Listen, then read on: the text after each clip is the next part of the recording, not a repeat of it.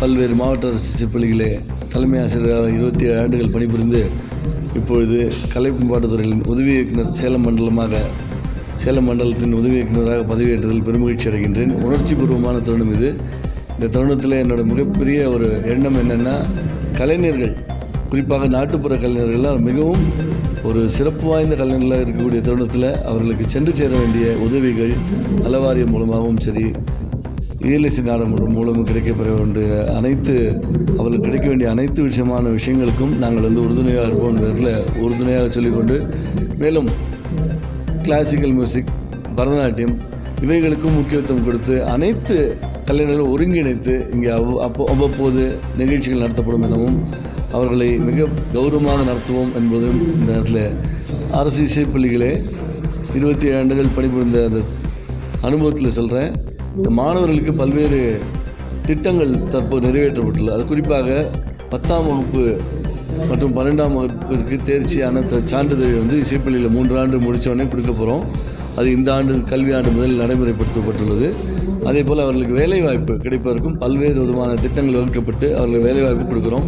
அதேமாதிரி ஈவினிங் டயத்தில் நாட்டுப்புற கலை பயிற்சி, வாரம் 2 நாட்கள் நாட்டுப்புற கலை பயிற்சி இசைப்பள்ளி தலைமை ஆசிரியர்களே வைத்துக்கொண்டு அவர்களுடைய இன்சார்ஜில் நடக்கிறது.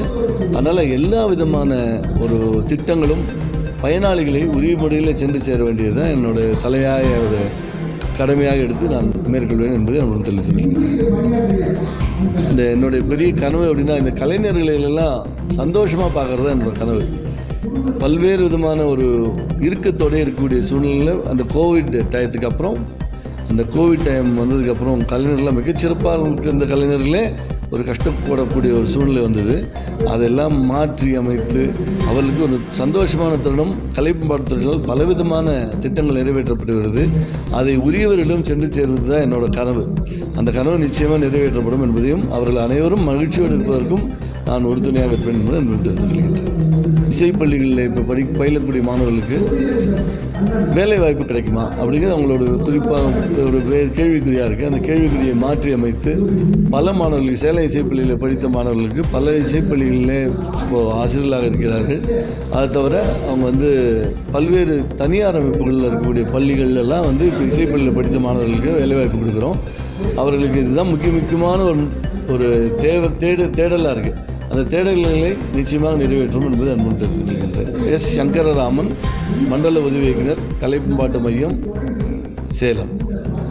உலகில் ஒழுக்கப்பாரின் குரலாகவும் மக்களின் நம்பிக்கையாகவும்